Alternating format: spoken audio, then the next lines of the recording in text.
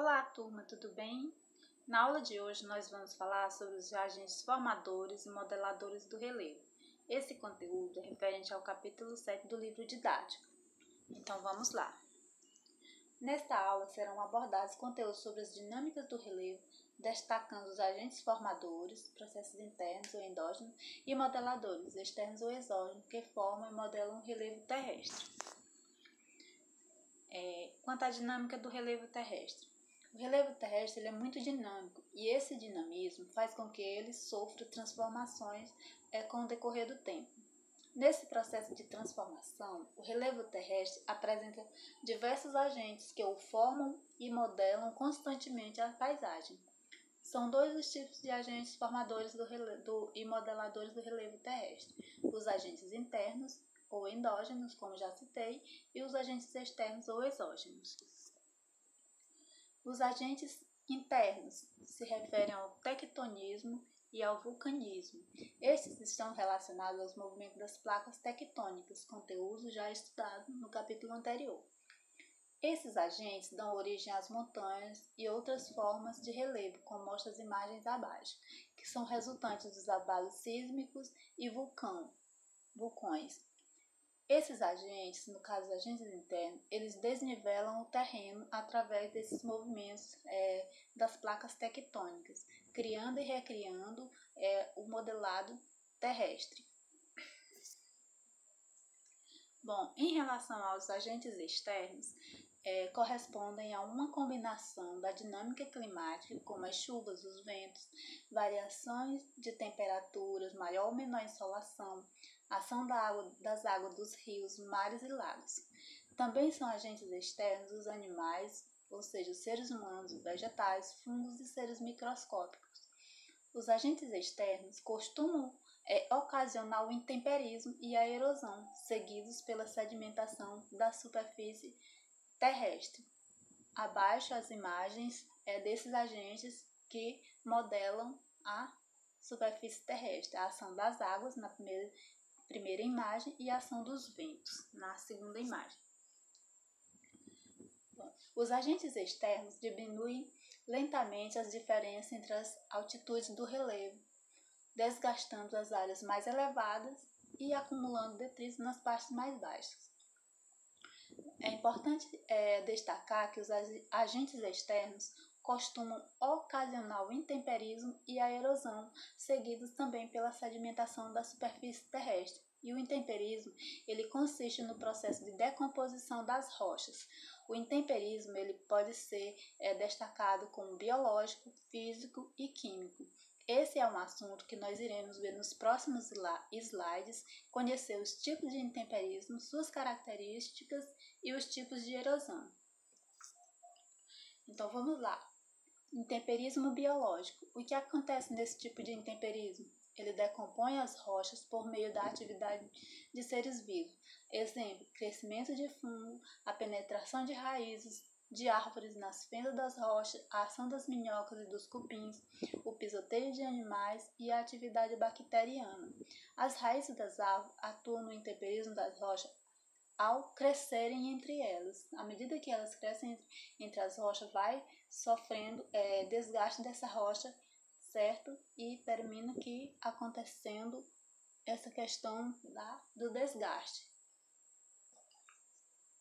No intemperismo físico, provocado principalmente pela variação da temperatura que ocorre em um mesmo dia ao longo do ano, provocado também pelo congelamento da água na fenda das rochas.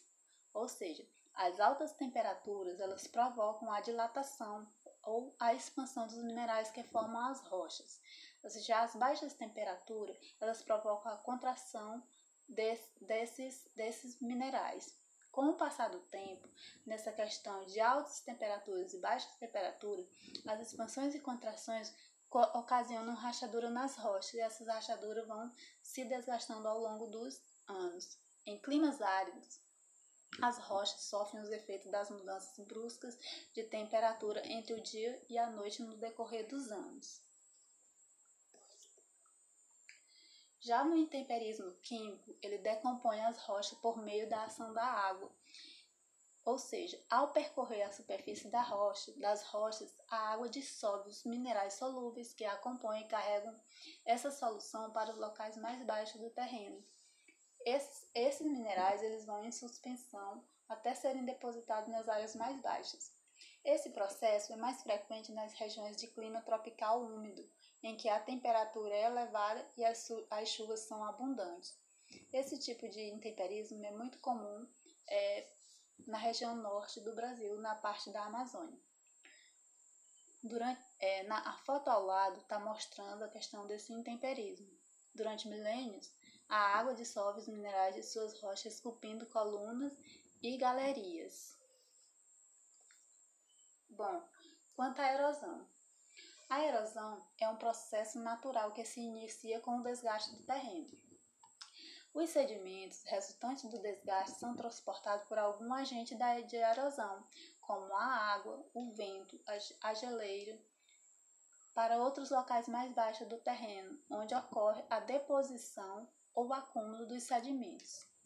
Bom, a imagem abaixo mostra o processo de erosão. A erosão carrega partículas produzidas pelo intemperismo, primeiro tópico, que está acima da imagem. O intemperismo altera as rochas física e quimicamente. O transporte da água das geleiras e o vento move as partículas morro abaixo, como mostra a figura, a imagem do meio. A deposição do sedimento ocorre quando as partículas se acentuam ou os materiais dissolvidos se precipitam, como mostra bem próximo essa parte mais baixa da imagem. Continuando a falar sobre a erosão. No caso, o agente de erosão, a água, como ocorre? O agente erosivo que modifica o relevo se manifesta de diversas maneiras no terreno, como rios, lagos, mares, geleiras, precipitações de chuva ou neve. Então, vamos falar de alguns deles. As chuvas e as enxurradas são as principais causas de erosão nas áreas de clima úmido do Brasil. Grande parte da água resultante das precipitações desliza pela superfície terrestre em direção a rios, lagos, mares, em um processo chamado de escoamento. Nesse processo, ela vai desgastando a rocha ou o solo que ela a encontrar e que esteja deteriorado em função dos agentes de intemperismo. Nas áreas observando a imagem, nas áreas de onde a vegetação foi retirada e o solo está desprotegido, as chuvas e enxurradas podem abrir canais profundos chamados vossoroca, como essa imagem está mostrando. Essa grande cratera aberta aí chama-se vossoroca. Quanto aos rios, as águas correntes criam sulcos nas rochas e nos solos que tendem a se aprofundar e se alargar com o passar do tempo, construindo vales. Os rios nascem nas áreas mais elevadas do terreno e correm para as mais baixas. A erosão costuma ser intensa na parte superior do rio, próximo à nascente, como mostra a figura ao lado que fala das partes do rio. No curso inferior se acumulam os materiais transportados pelas águas. Em seu curso inferior, os rios constroem planícies fluviais, também conhecidas como planícies aluviais. Na imagem está mostrando o esquema de um rio, onde mostra as nascentes, ou seja, na região das nascentes também costumam chamar a montante. Já na questão da foz, a gente costuma chamar de jusante. Entre a nascente e a foz, há diversas partes que devem ser destacadas, como os rios que compõem essa bacia hidrográfica, são chamados de afluentes. Mostra também a questão dos meandros, que são o desgaste na rocha ocorrido ao longo do tempo com a ação das águas, chegando até a foz e os sedimentos carregados vão formando planícies.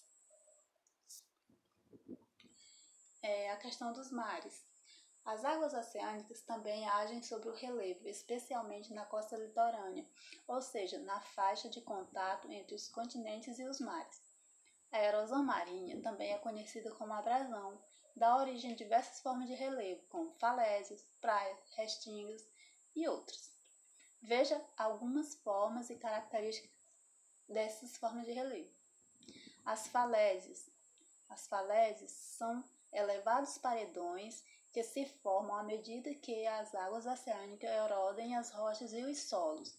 A primeira imagem é uma imagem que mostra um exemplo de falésia. Na segunda imagem, são as praias, que são resultantes do acúmulo de areia transportado pelo mar ou pelos rios. É uma ação de sedimentação das águas formada pela deposição de sedimentos. Bom, continuando a falar sobre os mares. As restingas podem ser faixas estreitas de areia ou um tipo de formação vegetal próximo à praia. Observando as duas imagens ao lado. A faixa de areia tem origem em uma curvatura do litoral e se forma onde as ondas diminuem de velocidade, favorecendo a deposição da areia. Já as restingas, como vegetação, são ecossistemas costeiros fisicamente determinados pelas condições edáficas, ou seja, dos solos arenosos, e pela influência marinha. Geralmente, as restingas elas ocorrem com frequência próxima à foz dos rios, ou seja, quando eles vão desaguar. Falando sobre os agentes de erosão, o vento. O vento é responsável pela erosão eólica, que desgasta as rochas e carrega as partículas. O vento produz erosão ao transportar materiais que desgastam as rochas ou agridem, atuando principalmente nas regiões mais secas, como as semiáridas e as desérticas. O processo de sedimentação gerado por ventos forma e movimenta dunas e lães, que são depósitos de sedimentos muito finos. Nas imagens abaixo mostra-se um exemplo desse tipo de sedimentação.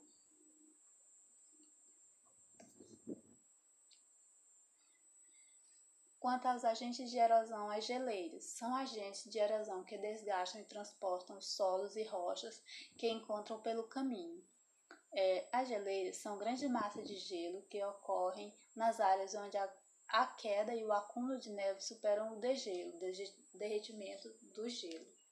As geleiras, assim como os demais agentes de erosão, também se movimentam dos lugares mais altos para os mais baixos, desgastando e transportando solo e rocha que encontram pelo caminho. Veja nos próximos slides o esquema, que está mostrando a questão das geleiras. Bom, na imagem 1, nós temos a formação de uma geleira. As geleiras são moldadas em regiões nas quais a neve se acumula mais rapidamente do que derrete. Nesse processo, alimenta-se por ventos frios e úmidos, como mostra a seta. Uma geleira junta camadas de neve que se compactam e formam gelo úmido. Na segunda imagem, é a expansão da geleira. Com o passar do tempo, o gelo glacial começa a crescer. Se a geleira avançar mais rápido do que derrete, ela cobre o vale abaixo. Na imagem 3 é o repouso, ou seja, a geleira se move continuamente, contudo, após alguns anos, seu avanço diminui e ela parece ficar estática. Em outros casos, ela há um recuo, certo? Então, esse foi o nosso conteúdo da aula de hoje. Para finalizar, temos a proposta de atividade, que é a responder à atividade do livro didático, das páginas 145 e 146. Então, um abraço e até a próxima aula.